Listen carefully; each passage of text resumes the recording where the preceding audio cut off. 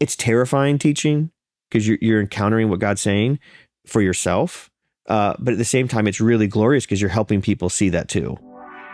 Hey, welcome to the Expositors Collective Podcast, episode 400. I'm your host, Mike Neglia, and the voice that you heard is that of our guest for this week, Ryan Marr. He is the pastor of Calvary Chapel, St. Petersburg. He was gracious enough to host us a couple of weeks ago for our latest in-person training event.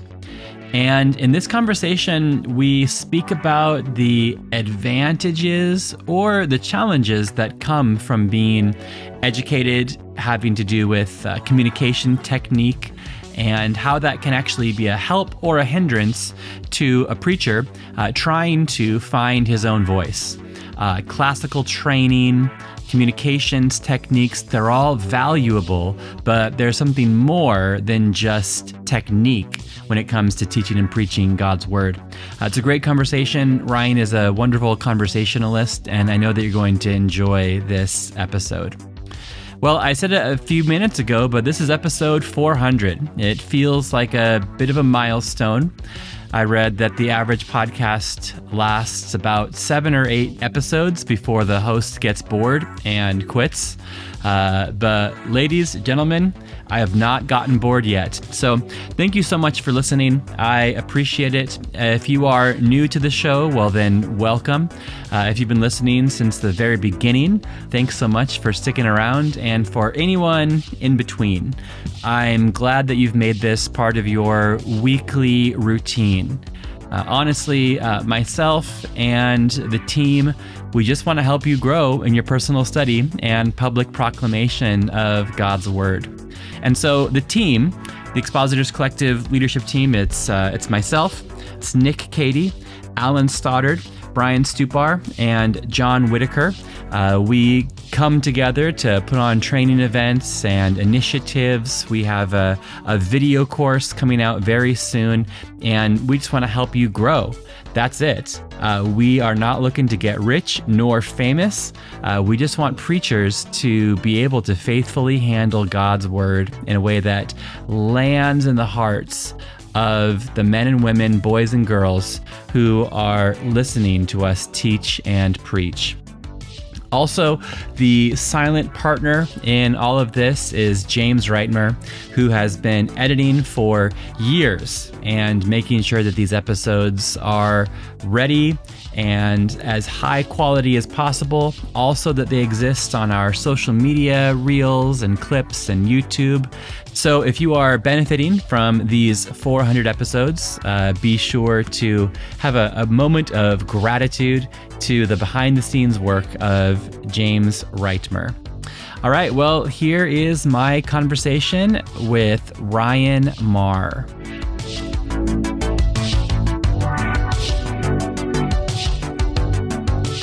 Hey, welcome to the Expositors Collective Podcast. I am excited to be speaking with Pastor Ryan Marr. How are you? I'm doing great. And Ryan, you are the pastor of Calvary St. Petersburg, is that right?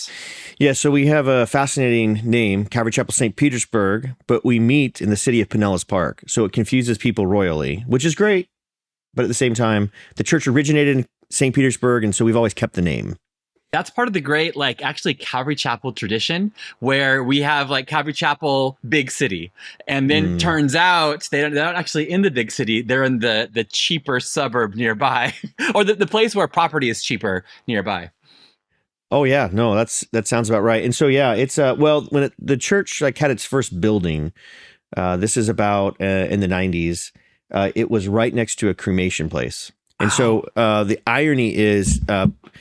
irony of it was people were getting cremated right next to the church. It was just so weird. And I was in high school or middle school at the time, and it took me a while to say that was weird, but nonetheless, it was in St. Pete, and then it ended up moving into an old Winn-Dixie, and now we're in a old Walmart building.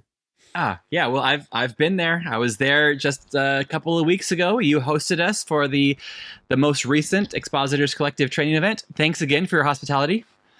Enjoyed it. It was a great time. Yeah, I was talking to somebody yesterday. I said, I think it's one of the best. One of the best. Hey, look at that. St. Pete. Yep. Yeah, yeah. The room was like just, like it was, the room was like full but not too full. Everyone, the hospitality was off the charts. The food was great. The weather was interesting, and Did rain a lot, yes. yeah, warm rain. I'm used to cold, soft rain here in Ireland, and to have rain that's warm was nice. All right, opening banter, check. Check. We did it. We made it. We did it. So far, so good.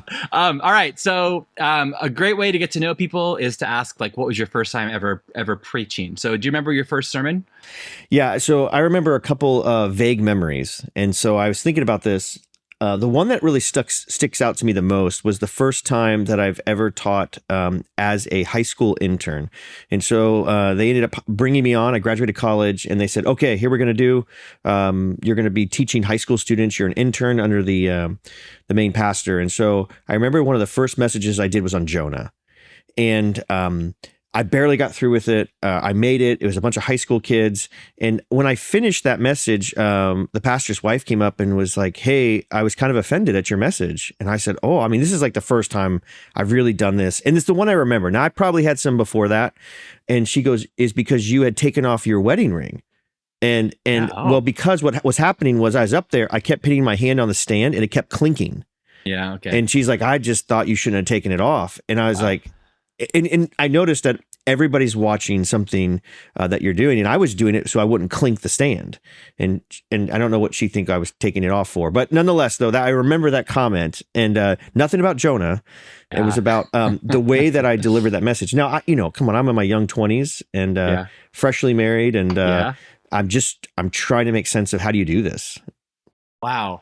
I used to fiddle with my wedding ring a lot. I used to take it off and put it on again as just kind of like a nervous habit. And my wife told me to stop doing that, not because of any symbolism of removing the wedding ring, but just like it's a distracting tick, No, and yeah, it was just so uncomfortable. I remember being very uncomfortable up there, and when I had made that noise, it instantly triggered. Okay, I can't do that again. Like I'm just trying to make it through the message. It was difficult, but at the same time, you realize that in the teaching, there's so much more than what you're saying. You're sending off different type of nonverbal cues.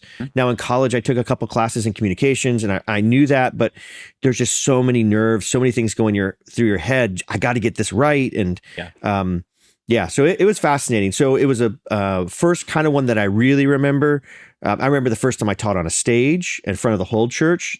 Nerve-wracking, but I survived. Yeah. Can I ask you more about your communications study? So I'm curious. So you said that you were communications major? So what had happened, I had graduated high school here in St. Pete. My dad was like, all I care about is you getting a bachelor's degree. I don't care what it's in. I don't care where you go. It has to be accredited, and it has to be a bachelor's degree. He had not gotten one. My grandfather was a medical doctor. And so he's like, hey, you need to do something. And so I was really pushed to do that. And so we have a big University of South Florida. It's about 30 minutes away, 35 minutes, maybe, almost up to an hour, depending on traffic from my house. And I was like, I really don't want to go there. So I went to a local community college, which is now a regular college, St. Pete College. And then I found a small Christian college called Clearwater Christian College. And it was accredited. So that met my dad's criteria. And I wanted to be a communications major. The irony of that program was that the communications program focused on acting, not only acting, but nonverbal communication. And it was all the communication that I did not want. So here I am taking acting one. And I'm like, guys, I do not want to be in front of the camera. I want to be behind the camera.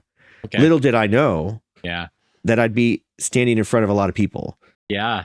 I was going to ask, what did you learn about communication that prepared you for preaching? And then also maybe what are some surprising things that you've learned as a preacher that you're like, oh, they never taught me this in communications class?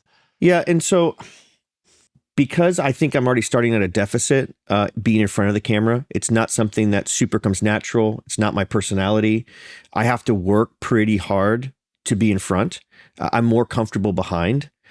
And so there was a lot for me just to be on the same level of people that are used to being in front of the camera. So the classes that I took, one was a voice and diction class. It talked about, about resonating in your nasal cavity. It talked about how do you got to speak clearly. Yeah. And I'm like, oh, this is great. I remember in the acting class, there was quite a bit of things that I'm like, oh, this is a fascinating technique on how to do that.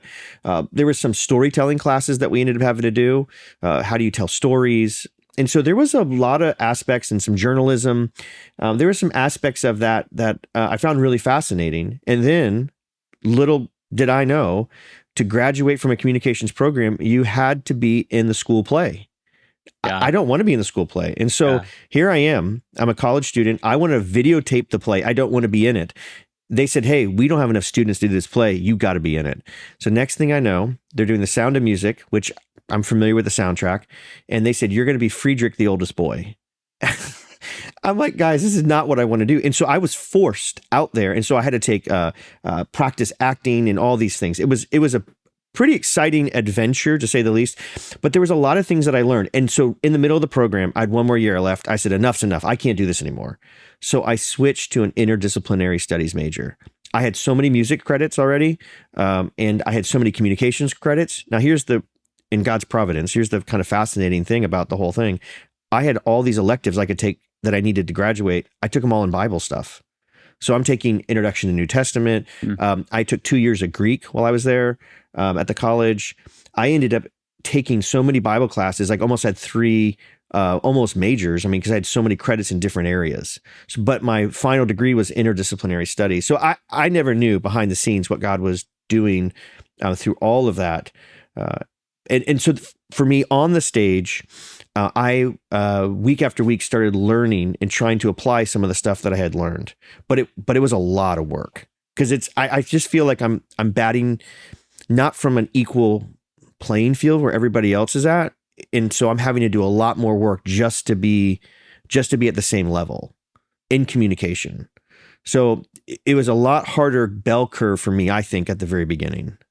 Wow. Yeah. Thank you for, what a fascinating educational journey. And you eventually, you got the bachelor's, made dad proud, but then how much of that, like when he says, I want you to get an accredited bachelor's, does he really mean like, I want you to be in The Sound of Music?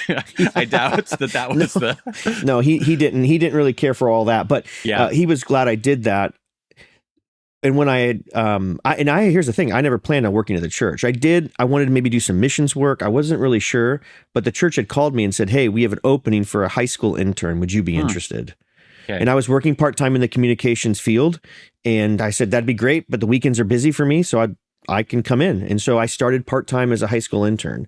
And that's where I ended up doing that message on Jonah. Yes. And that was kind of that beginning venture of trying to talk in front of people, which...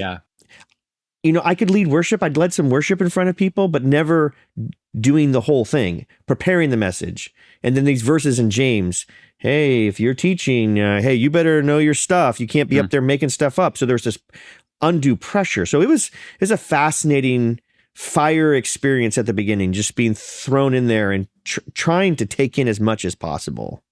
Wow. Yeah.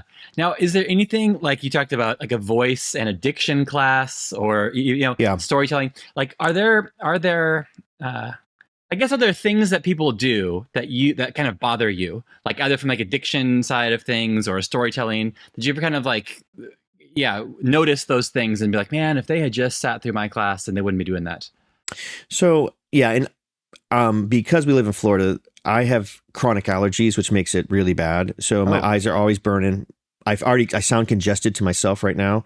And so I'll remember in that voice and diction class about how to, open up your mouth where you're actually speaking with like whole sounds. So there was like a trick, you'd have to hold your nose, and if it would resonated, you're doing it wrong. But because I'm always congested, I'm always resonating in the front of my head. So how do you not sound nasally?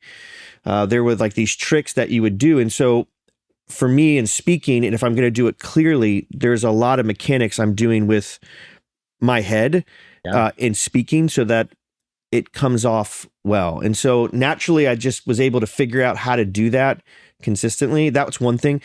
Another thing that I learned was trying to slow down your brain. my brain's running so fast all the time. And like, how do you slow it down? And how do you become clear in communicating? That was a challenge.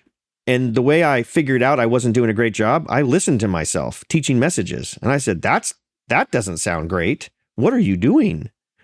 And so there was a lot of processing of what I'm saying, how I'm saying it, like listening to that. Now, with a kind of a little bit of an audio background, I'm listening to the tonality. I could hear different things in my voice. I could hear when I shift.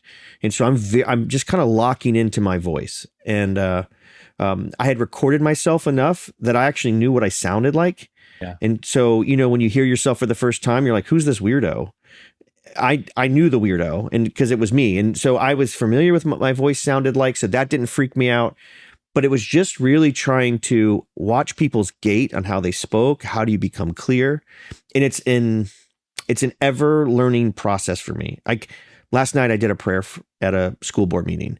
I went back and I listened to how I prayed, and there were like things I'm like, oh my word, I should have done this differently, but I was nervous. And so I'm like, okay, well, that's nervous energy. Now I have identified that. What does that look like and how it comes out of my mouth? So there's always this connection that that when you're speaking that people don't realize, especially like I said, it's not natural for me. It takes me a lot of work and a lot of brain power to be able to do that. Well, Ryan, no one has talked about this before. So, this episode it might be our 400th episode. Wow. And I might release this as episode 400, or I might get someone more famous. Hey, so I'm all about so it. if this could be episode 401, depending on if I can find someone more famous. But no one's talked about diction or nasal or those types of things before. Now, I think there's probably an unhealthy obsession with it that you could have. And I don't think you do, but would you think that more preachers should be at least aware of this a little bit? Well, I think you do yourself a mass injustice by not listening to yourself. So it's not only for content, but what you actually sound like. If you're not pausing in the right spot, if you're using a lot of filler words. So when I first started, I know one of my tells when I'm nervous is I use a lot of filler words because my brain is trying to get stuff out of my mouth. It's thinking about it so fast that I'll add words like and this, and like that, instead of just speaking. So there's a lot of like, filler words that people say all the time. And I'm more sensitive to it. And so that's a way for me to say, slow down. And by doing that, I think I've become a lot better communicator. So I want people to know that it's okay to listen to yourself. You might sound weird. There's things that you can always improve in how you say it. But that's one of the big lessons early on is just listen to yourself, not only what you're saying, but how you're saying it. Because there's a lot of improvement I know for me that I can make already. I've been doing it for a while, and I listen to myself and I'm like, oh, why did I do it that way? And so beat myself up about it, but it makes me more sensitive to it. And then it just gives me some exercises to do. And I practice those. The one big exercise that I do is I force myself to take a breath before I say the next sentence. And when I do that, a lot of the filler words go away. So there's this little technique that I do, like just now. I take a breath, lets my brain take a moment, and then I get to the next thought. So on music, it's kind of like it's like a cadence. So you just go up, and then it's kind of like a wave. So I just, instead of just being up here the whole time, just slamming the drums, you want to take a break to let the music breathe. I'm not a drummer, but I'm a guitar player, but it's just like letting the note ring out. That is a helpful exercise when I listen to myself. Am I letting stuff have a break? Not because I'm trying to be this excellent orator. I just want to be clear. And It's a way for me to know my shortcomings in speaking, to how do I try to get better at it. Do you write that in your notes, or do you plan out pauses or moments, or have you just learned to tell? I catch myself in real time doing the things I shouldn't do. So I'll be up on stage and I'll be speaking and I'll hear myself use a filler word. So I'm listening to myself as I'm talking. Yeah. And I hear myself do it. instantly at that moment, I'm like, okay, you need to slow down. And for me, that means take a breath, finish this thought, and then get ready for your next thought. And so there'll be moments that I'll listen to myself and realize I need to take a breath, or this isn't coming off right. And so I just have like techniques inside of my brain that'll say, okay, let's compensate for this. Let's move this around. Look, let this rest happen in this moment of the message. Normally it's towards the end. But if I hear myself in the beginning because I have nervous energy, I just try to stop myself. So a lot of it's just self-awareness. Over time, you figure out when you're kind of hyped up. One of the things I got, you're talking too fast. You talk too fast. Okay, well, how do I slow down? It's a bad habit that I developed. So I'm not overtly hard on myself because I recognize those things. But when I go back and listen, I am listening for those particular things. So like I said, the other day, I re-listened to something that I had said, and I was like, I wish I could take that back. Nothing theologically. It was the way that I said it. And I don't know. I mean, is it being too hard on yourself? Maybe. But at the same time, no one's going to help me figure out how to get better at speaking. I mean, maybe some people might comment from the body or they'll give me a little bit of feedback. Yeah, or Expositors Collective might come to your church. Yes, exactly. So I think one of the advantages I have more than anybody else is I know what I'm thinking before I say it. Nobody else knows that. And I think that's part of the key of getting your voice to line up with what your head is thinking. Sometimes people just talk and they ramble and you're like, what are you saying? Because their brain's just kind of all scattered. How do you focus your thoughts and how your mouth say what your brain's thinking clearly? Yeah. And I was listening to something, I wonder if I have notes of it right here, but I was listening to a H.B. Charles podcast, and he was talking about, no, I don't have it here, but he was talking something along the lines of, like, it's the preacher's job to think as long as possible about how to say it as clearly as possible. Like you're doing no favors by just taking a lot of words to try to get your thoughts together. He's like, get your thoughts together before you're in the pulpit, because people are listening and you're taking up their time. And so, yeah, you think clearly beforehand, and then maybe taking your advice, you have moments of pause and breath to think clearly in the midst of it. Yeah, I mean, part of my study, the way that I study also, I changed. So from when I first messaged to today, it's a night and day different. I had to figure out a technique to help me get the information that I want to say and how to say it. So how I wrote it, all that stuff. And I think every preacher goes through that. You have to make it per yourself. And so my notes are not going to make sense to anybody else. But to me, it does. The way I do it is when I'm breaking out, it's all in outline form, like Roman numeral 1, 2, 3, ABC, subpoints. I don't write it all out. Because what I do is I rehearse the whole message in my head numerous times. And this might be odd. I never say it out loud before I get up there.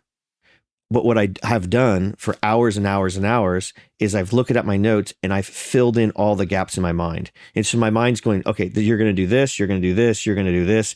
And I rehearse it and I start from the top and I go down to the bottom. I start and then I add, then I tweak. And so there's this sense of I've done the message numerous times already. I just have never said it out loud. Yeah. Because if I don't get it clear up in my brain, I know I can say the words. But do I understand what I'm trying to say? And so that's a challenge. And that's something I had to learn on how to get better at, because I wasn't great at it. I had all this knowledge and it's all coming out all sporadic. So the discipline of my notes and how I write them translated in my becoming more clearer. So that's a way. Yeah. You mentioned, you've changed and grown over the years. And actually, how many years have you been preaching or since that internship as a youth leader till today? So it's 21 years. Okay. 21 years. And in the middle of it, I went to seminary. Okay. Because I realized I'm like, whoa, there's a lot of stuff I just have no idea what I'm talking about. And I need some help just in processing the Bible because it's complicated. Isn't it? Yes. So that was after they had made me a pastor. It was like around 2008. And then I said to myself, I had a friend of mine said, if you do not go to seminary, you are doing yourself a disservice. And he said, you need to learn on how to do this better. And it wasn't that you're doing a bad job. It wasn't, you just says the potential for you to grow exponentially is by doing the hard work of school. And I said, okay, I'm going to try. And so he was very instrumental in helping me to not only put the thought in my mind, but give me a trajectory forward. He was a doctor. So it was like, he's like, listen, I've been to school. I know what school is like. You can do it. And he was kind of like a unbeknownst cheerleader to me, to say, I see something in you that you could really develop. And so when I went to seminary, it was kind of like, I'm just going to do it. If people like it or not, I'm just going to go for me to be better. This is what I think I have to do. Yeah, I went to seminary as an adult and as, been pastoring, and this is a bit weird. Earlier today, I was in my office and I just stood. This sounds silly. I just stood and looked at my diploma for like a minute, and I was just, is that weird? No, you see this little gray patch over here, this gray patch over here. I thought I was going to die. It was so intense. I had 4 kids. I just like, what? This is crazy. I'm doing this. But what I've learned and grown because of that has been exponential. Right. Yeah. And that diploma, it's symbolic, of gray hair and of all the lessons learned. And, but I was just, looking at it and just thinking about all that it took and all that I guess it took out of me to earn that. And then also all that's been put into me to receive that as well, too. Well, you think about it. I mean, it's not like you go to seminary as, now I'm really going to try. I've been trying for years before that. Goodness. We're all growing. I got to the spot where I think I'm at the edge of the knowledge I have. Like, I need just somebody on the outside to point some things out to me that I don't understand. Like, I didn't understand Hebrew. I took 1 semester, but that 1 semester has reaped incredible benefits in my ability to read different books. And so, like, I recognized, and that's the one thing I recognized when I was at the end, like, this is outside of my lane. I'm not really sure what to do with this. But, what are we doing? We're talking about the Bible. We're reading the Bible, and there's a lot of words there. And so I think for me, that was a difficult step because, and I'll tell you this, if you like this, Mike, this would be funny. So my first paper, did you have Todd Miles? Did you have him as a professor at Western? Yeah, I did.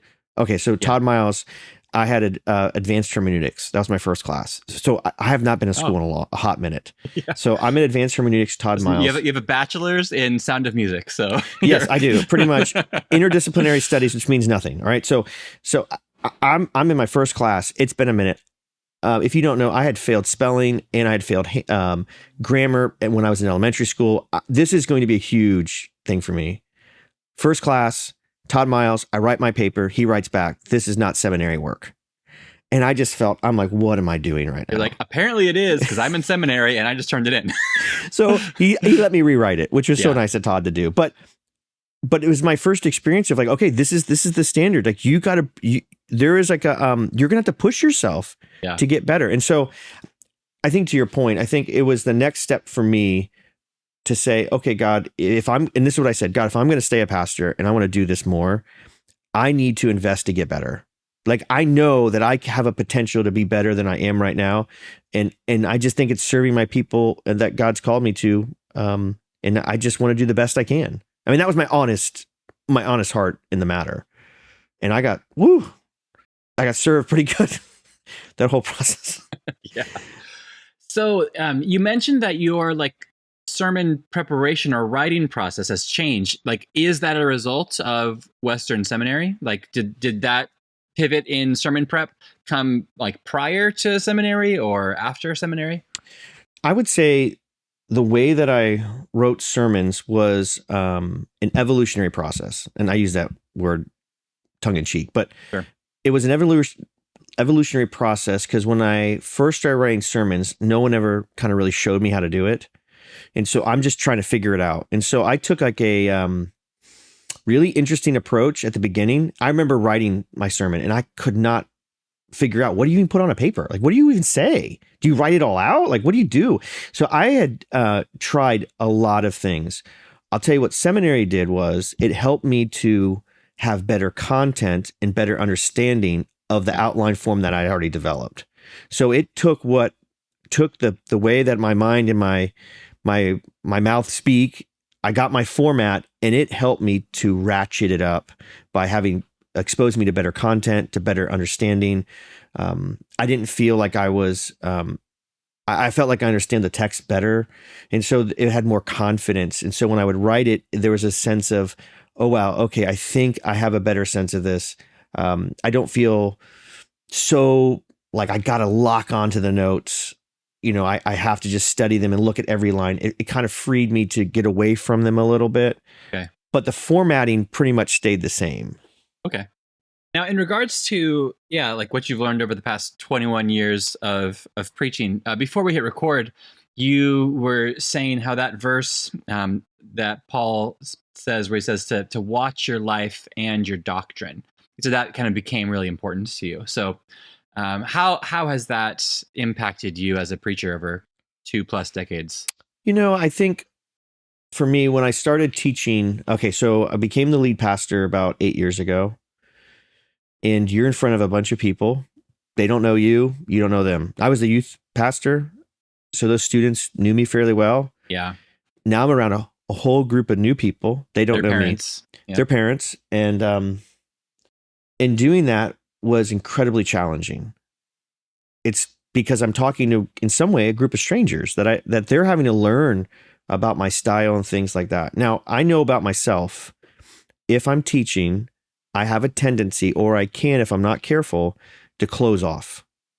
So I just, I'm not going to be very personal. And it's more of like a defensive posture, because I don't really know who you are. And so I'm opening up, or I'm trying to maybe give some application, and I'm not really sure if I can be personal enough or not. And so it took me a little bit to settle in with a group of people so they can actually learn a little bit about myself, who I am. At the same time, that when I'm teaching, that there's this level of trust I can build. And so one of the things, though, at first I was very closed off. And so it took me a little bit to open up. But one of the things that I noticed, that any message that I ever did, I would read the passage and realize, hey, are you actually applying this to your own life? Because it's one thing to get up there and tell them, because if you're going to build trust, if you're going to ask them to say, hey, this is what it means, like, are you applying it to yourself? Because if you're not, that's very hypocritical. And so then that verse, it's not about just getting up saying a bunch of things. Hey, this is a Bible study. This is what this Bible passage teaches. It's supposed to be a message.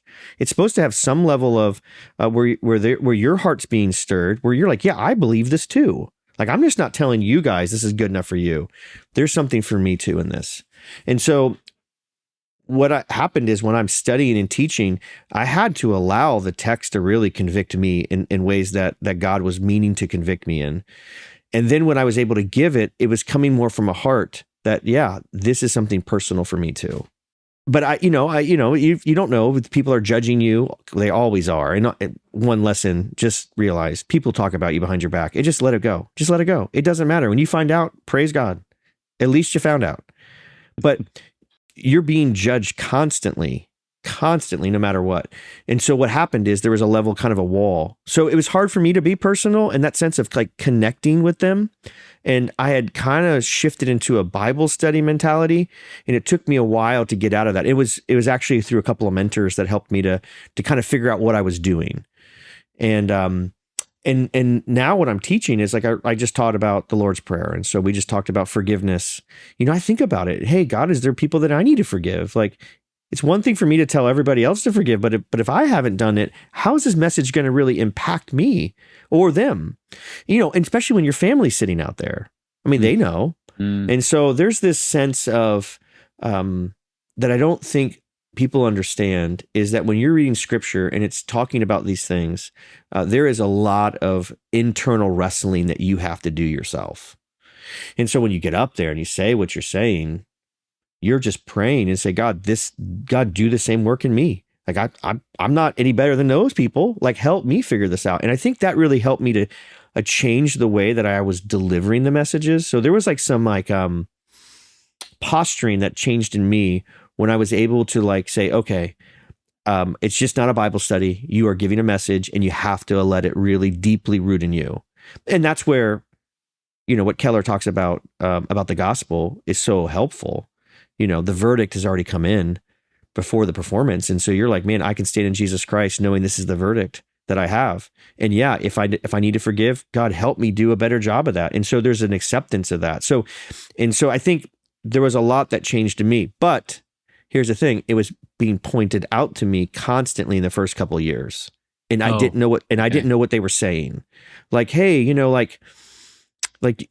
there was some type of, is there like a barrier? Like you want to say something else and I'm like, what do you mean? They're like, well, you just don't have a lot of application. Like you talk about stuff, but like, is there a way you can maybe apply this more? And you're like, oh yeah. Because there is a level that this scripture is supposed to affect my own life in a deep way. And it's okay to let people know that, because sometimes you think you got to stand up there and say, hey, I got all the answers, and like, don't anybody challenge me. And like, I don't want to get personal. And it's not like you're telling them personal secrets. It's just, you're allowing the text to change you, and that comes out in the way that you deliver it. So, and so that's why sometimes I'm like, okay, I think I want to take a break from teaching. This is too personal. Like I got to catch up on the lessons I just learned, and how am I applying that to my own life? And so it's kind of, it's terrifying teaching, because you're encountering what God's saying for yourself. But at the same time, it's really glorious because you're helping people see that too.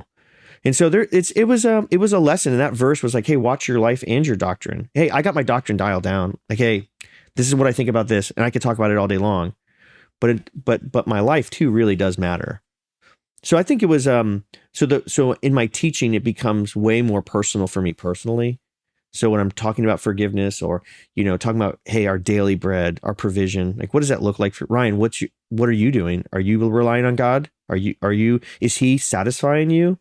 Like in the people in the wilderness, is that happening to you? You're like, all right, God, yeah, help me to clearly, if I'm not doing it great, help me to do that better. So that's the one part of the preaching that's grown in me, I think, quite a bit, is learning to do that more. Yeah. Can I tell you one of my favorite quotes from John Calvin? Yes. You quoted a Presbyterian earlier, Tim Keller. I'm gonna quote the original Presbyterian. So he says this. He says, if a preacher is not first preaching to himself, better that he falls on the steps of the pulpit and breaks his neck than preaches that sermon. Yeah. Isn't that wild? That's wild. And I think there's a lot of people that are looking just to give information. And it's like, and I think for me, it wasn't that I was afraid of what the scripture was saying, but I was afraid to let people know that it was affecting me. Because there's when you're in a new situation, it's just like, can I trust you guys? Can you trust me? And here's an anecdote. I use a lot of sarcasm in my messages, and I've had to cut that back a little bit, and sometimes use humor just to break it up a little bit. Because if people are too stiff, oh, come on, they got to relax just a hair. And so one guy come up and tells me, he's like, I really don't appreciate using humor in your messages. And I said, really? I said, do you think Jesus was funny? Take the plank out of your eye before you take the speck out of somebody else's. You think he was just straight? Like Jesus is just serious all the time. There's no level of like irony, any of those type of things. And the person's like, oh, I never thought of that way. Now the person laughs. And there's serious moments for sure in the message. Yes. And you want to do that. But, Jesus was a great storyteller. And he told really ironic things that made people think, and like, oh yeah, there's emotion involved in it. It wasn't just straight didactic robot moments. And so how I do that, I have gotten better. There are some things I'm like, oh, I wish I got that one back, but I'm learning, and I haven't arrived, and I'm constantly saying, how do I do this better? How do I do this better? Yeah. Well, thank you. Well, so when we came over to St. Pete, and you, again, were so kind to host us. And then also, I gave you the schedule and said, hey, you can do whatever one of these sessions you want. And you had kind of a menu before you. And you were able to pick whatever, obviously there's a few core things that were already assigned, but you got to choose. Mm-hmm. And you chose, out of all the modules to teach, finding your own voice. So why did you choose that? And why is finding your own voice important to you? Well, like a lot of stuff we were talking about, it took me a long time Yeah. To be comfortable in my own skin, to be able to be myself. And that's all I have to be. Hey, I've been saved by God's grace alone. Hey, that's okay. And so you just be yourself. That took a little bit to wrestle through. We're always being judged. I'm a firstborn. I like following the rules. So my dad's going to go to school. I'm going to go to school. And so I don't like the fact that people are saying, oh, that really wasn't that good. You really, you don't know what you're talking about. Or I'm like, oh, that would be the worst to hear that type of verdict. And then I'm like, but I already have a verdict from Jesus Christ, so I should be free. So do the best job you can. And if you make a mistake or you need to do a better job, just go back at it. So I think there is a tendency for a lot of younger pastors. I can't believe I'm saying this to younger pastors. I mean, people, 20 years doing it, is you rely on one person to copy, and you end up just taking somebody else's thoughts and making them your own when they're not really your thoughts. Yeah. And what I mean by that is, one, if somebody says something like Spurgeon or Keller or whoever, or Calvin, you take that and say, okay, I'm going to apply that. And then I'm going to personalize that and make that part of my thoughts. So I think some people kind of hide behind somebody else's thoughts and they make them theirs, but they're really not their thoughts. And I understand that, because everybody has to start somewhere. But at the same time, there is a sense where you can actually grow, listen to people, multiple people, and then you can actually grow. And there's a level of, I don't know, you kind of like emerge, not as being cocky or arrogant, but you're able to have your own voice. So you're not just relying and just repeating one author. And I called that, I learned this from Keller. He says, you repeat one person, you're a copycat. Two people, you're schizophrenic. He goes, until you have multiple voices and you hear multiple thoughts, then you become well-rounded. And I just think, oh my word, that's got to happen for us. Or what happens is we just copy somebody else's voice, and we never develop one ourselves. So I think I thought about that in just the classes. I know there's just so much pressure on young preachers to actually be, to be somebody that they admire.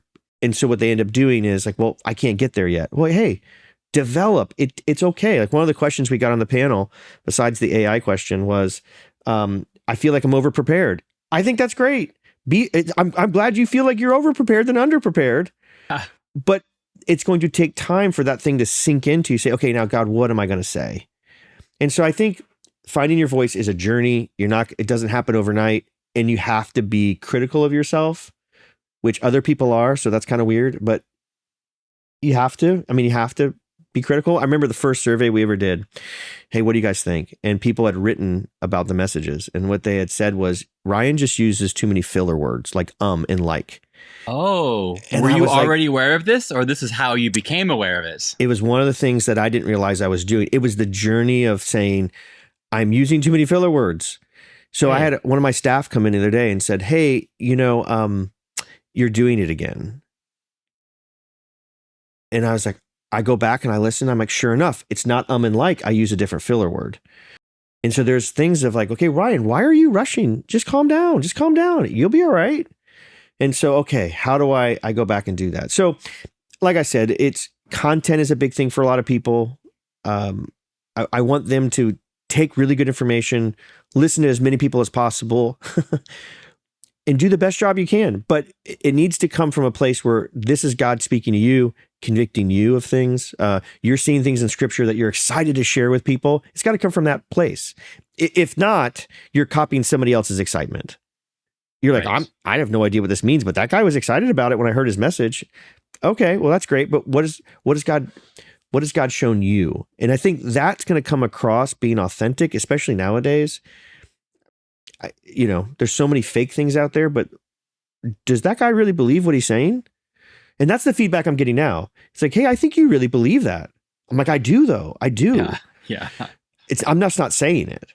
So, I think that's why I was excited about that class, was the opportunity to do that and just encourage people that get better at getting your head and your mouth in sync. It's going to take time.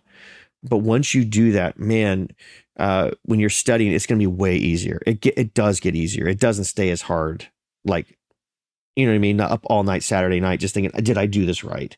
Right. You're like, oh yeah, I feel like this is something that I can share in confidence, and this is what the scripture's saying, and I am applying it to my own life. And so there's a sense that finding your voice is a challenge because everybody's repeating everybody else, which is okay. But you learn. That's how you learn.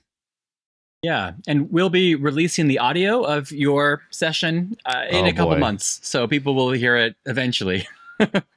But thank you for that, distillation of your excitement behind it and the importance thereof.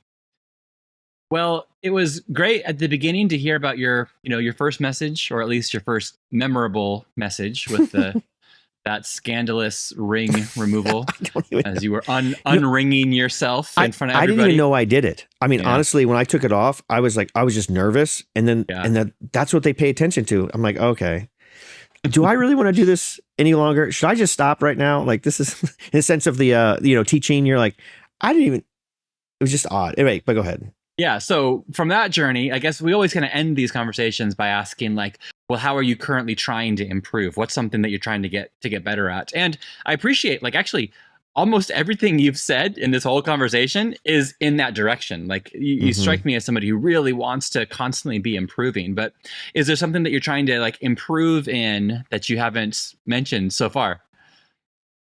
I'm constantly, just this week, I went back and listened to myself again, because sometimes I'll take a break because I'm like, I'm enough of this guy, whoever this guy is, and I sound like, I'm like, what is wrong with you? Like, stop it. Why did you say it that way? So sometimes I got to give myself a break. I'm like, don't be so hard on yourself. But I will say, though, what I've been doing constantly, and so recently, is listening to other people's feedback. Now, this is weird. It's as a pastor, you're like, okay, this is weird. So I'll tell you why. I go to a life group, which our life groups, my wife and I go. We don't lead it. One of our elders leads it. It's open to the public. People go to it. And what we do in life groups is talk about the weekend messages. So we meet Sunday night. So I teach Sunday morning. Wow. Yeah. Okay. Then I go to a group which talks about what I just said. And I'm telling you what, if you want to start sweating profusely with a bunch of people from the church, you have no idea what they're going to say. You have no idea what their takeaways are. You know nothing. And then you're in a room, and then he'll say, hey, if you guys got any more questions about the message, he's right here. You could ask him. And so I'm in there on a couch, just sitting and just sweating. I'm like, oh my, what are they going to say? What are they going to say? And so I think what's been helpful for me is being in those type of environments. I think pastors that, hey, you just, you get up there, you do your thing, you have a couple people that you talk with, that's great. But man, you really should hear how it's coming off to other people. And so for me, sitting there and hearing the message and then hearing how they process what I said or what I didn't say is so helpful. I mean, the feedback that you're learning about the clarity, because here's the thing, I have the text in my head. It's all in my head right now. I just taught it. Yeah. And so I'm listening how people understood that text. And I'm like, well, is that what I was saying? Because I don't think that's what I was saying. Or that's exactly what, that makes so much sense. And then if I wanted to bring some clarity, I could throw that in. So I think find an environment that you can get feedback. Now, I know your spouse will throw out good feedback because they know you really well. So my wife will tell me, hey, I saw you stall up there. And I'm like, yeah, you saw my brain just die and had to resuscitate it. Yes, you did see that. Or I saw that you kind of went off a different track. I said, yeah, I did a little bit. And so I'm not afraid of any type of those criticisms because I don't have that pressure on me that if you don't meet this mark, you're not a good pastor. It's like, I know I'm going to get better and I'm going to do the best job I can. And so those type of environments, as uncomfortable as I feel, because I'm not someone that likes to be on the front line, it's very, very good for me. And I think any of us being in those environments where I just sit there, I don't talk. If they ask a question, that's great. They don't bring anything up to me, but it's just a great space to be, just to learn about how that works out. So last thing, I'll give an illustration. So I'm doing this counseling with somebody and we were talking about forgiveness and the idea that it's a debt. Okay. So I tease that out a little bit. And so I'm doing the counseling with somebody and they quote something that I had said in the message. And I don't know if they realized it. They had said something that I said. And so it was starting to take root in them. And so that was so encouraging. I'm like, wow, they're getting it. And so when you're talking to people, you're seeing how that's being played out and changing them. it's so encouraging. So I would say is surround yourself with different people in your church. Talk about topics that you're talking about. You will learn a lot about where they're coming from, what they feel, what they talk about, how they talk about it, and it'll help you become better to talk to that group. So, and that last thing I would say is I'm talking to the people in front of me. So I do 2 messages back to back. Sometimes it might change a little bit, but I'm talking to these people. I know I'm being recorded and other people can hear it at other times, but I'm really concerned about them. I know their stories and I'm trying my best to help them grow. So I think having a perception of that, I think is helpful. And try to hear feedback from different points of view, from different congregants. Just ask questions or listen or be a part of a group. Yeah. So kind of a follow-up final question on that. It's like, well, how can people do that? Like your situation seems pretty unique in that there's a Sunday Night Life group that you go and you sit on the couch and you're in there. So you can't help but get like almost immediate feedback. Like you mentioned earlier in this conversation, like a survey that took place. Yeah. Is that a good way to get feedback, or should all of us go start life groups to, So you just have to find, so your church naturally has a congregation of people that gather all the time. So whether it's a men's study, a congregation. Yeah. So you're going to find groups of people. So I think what it is, when you go into those meetings, how do you become someone that's just an observer? Are you ever in a position? Because I think the worst thing for us is always on the stage, always saying everything. Like you got to let other people say stuff. You have to come as a participant. So I would find whatever venue that is, try to be a participant. Yeah. And so we just did a men's event here like last week. I didn't teach every session. I didn't teach any of the breakouts. I went and attended them. And when I'm attending them, I'm listening to other people, but I'm also interacting with people next to me. So I would just say, as a pastor, you have to find a way. I know what happens is, oh, you're the pastor, you should say something. Well, maybe I shouldn't. Maybe I should just sit here and listen too at the same time. So you in whatever context you're in, you need to find a way where you can be around, yes, your elders, people that are vested in helping you to grow. Your spouse will always give you honest feedback, but find regular participants, like hear their problems, understand what they're saying, not as a teaching thing. Okay, I'm going to teach down to you, just as a normal interaction as people. So like literally in the counseling thing, we're meeting and the person says something back to me. I didn't prompt it. They came up out. And so for me, that was a little clue. Wow, what I said meant something to them in a sense where God actually now is taking what I said in his mercy and it's changing their lives by his spirit. It's not me. I'm the conduit, but God's by his spirit's really doing the work. And so those are kind of like little, like I'm always just like listening, or if I find that I was very confusing, I'm like, oh man, how do I do that better? So I'm just listening because we're in a group of people in our local congregation and I'm just trying to do the best job I can to help them grow. So I'm just hearing feedback and doing, making adjustments. So don't be afraid of the criticism. In the survey, one thing about surveys, if you do a survey, they're going to expect. We're actually doing a survey on September 28th. So I'm not asking this for other people. I'm actually asking it for myself. If you do a survey and you put stuff on there like, hey, these are the things I'm going to change. One of the pushbacks I got was, why are you asking them to fill the survey if you don't want to do any of the things they suggest? And so I was like, hey, that's not a detraction. I get that. I think it's beneficial just to allow people to have a space to say something. Because a lot of people either won't tell you directly or they don't feel that they can tell you what they really think. Give them an opportunity. We're not congregational rule. So that's not a place to do that. But a survey would be. So we've only did, in the last 8 years, I've only done one, and that was at the very beginning to get a sense. And this was helping to build trust with the congregation because I really wanted to know what they think. But I do think they are helpful. I know Redeemer, I mentioned Keller three times, so I'm at my limit. But I remember listening to his messages, and he would say, hey, if you're a newcomer, please fill out this survey. We just love to learn. But they had something special going on there. So it was different. But I think they are helpful for you as a preacher. And so you need to put your stuff like, hey, how do you think the messages are going? Is there something that I can improve on? Why not? And they might say, hey, you use too many filler words, or you talk too fast, or you do that. It might be something technical. And that's great that somebody's willing to say that. and you prayerfully consider, go back and listen to it, see if you agree with them.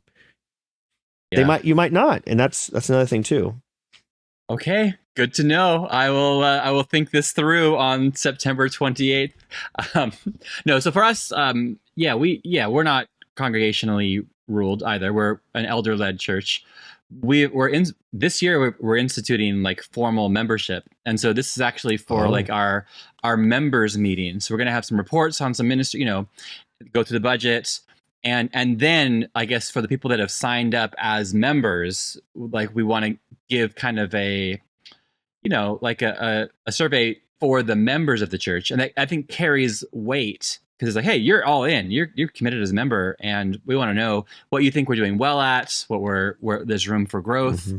Have a blank area for just kind of feedback, and there's not. Yeah, maybe there'll be stuff too about like what are the annoying filler words that Mike uses. Oh, they'll tell you. Don't worry, they will tell you. Yeah. So yeah, we'll see how that goes. And you're gonna post it online, right? The Expositors Collective. That's Mike's feedback you got. No. Not at all. But thanks for that. Thanks for that idea. You're not a member, so your opinion doesn't matter to me. You're a guest. Just kidding. All right. Hey, Ryan, again, thanks for your hospitality. It's been great to get to know you in person, and for this, longer follow-up. We actually haven't sat down and talked this long. I mean, it's been like business. We've just been like, all right, what room is this? And where's this? And nice to get to know you. I know it's been a great experience. I've heard a lot about you, and so never had the chance to interact. And I'm glad my sarcasm. Plenty of times. I've listened to you preach. You've listened to me preach, but now we're actually talking. This is great. Yeah. Yeah. Well, are you going to go into San Diego in November for the CGN thing? Yeah. So one last thing for me is I try to find two levels of information for me. I try to find some academic stuff, challenge my brain, and then I try to find some more pastoral stuff. And so I do think the conference, which is a great plug for it, in a pastoral way, there's a lot of really great feedback and things like that. This last year, I did an academic thing, loved it because I'm not being graded on any of it. So I loved it. Right. So, so I'm looking for ways to grow as a teacher because I'm done with school. So I'm not, and I don't like forcing myself to read anything. So conferences are a great opportunity. So I'm planning on it, but I'm also, there's another academic thing on Ezekiel that I'm looking to go to. I'm like, oh man, if I could go to something, that would be killer. In the Western Seminary Portland campus? There is a Tim Mackey. Yeah. It's called Didasco Seminars.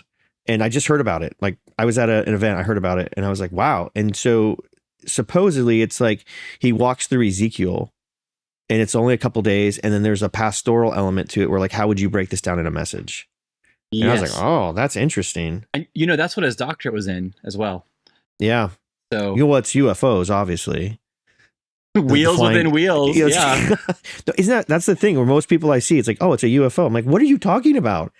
It's the Godmobile. It's not that is a UFO. It's that UFOs are fallen angels. That's okay. Now you made the connection for me. Yes. All right. Check out Blurry Creatures for more podcasts about this. Okay, Ryan, we got to go. I got date nights and you have we got service tonight. So yeah, we're good. Okay. Wonderful. Thanks so much. And for the listeners to this podcast, I hope that this conversation and all that we do at Expositors Collective helps you to grow in your personal study and public proclamation of God's word. Thanks again, Ryan. Okay, thanks for listening all the way to the end. So we've got some great episodes coming out. We have more recordings from California to release, and then also there's one or two from our time in Uganda that hasn't been released yet. So there's a lot of stuff dealing with the ins and outs, the nitty gritty, the behind the scenes sermon prep, or the actual delivery of sermons and homilies and Bible studies. It's all coming your way. If you have benefited from this ministry, if you could leave a review on the podcast app of your choice, I think that would help other preachers find this stuff.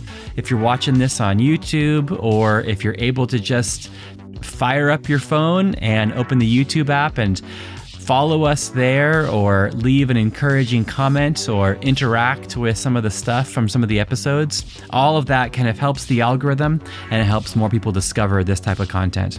Anyway, see you in the future for episode 401 of the Expositors Collective podcast. I hope that this episode and all the 399 other episodes help you to grow in your personal study and public proclamation of God's Word.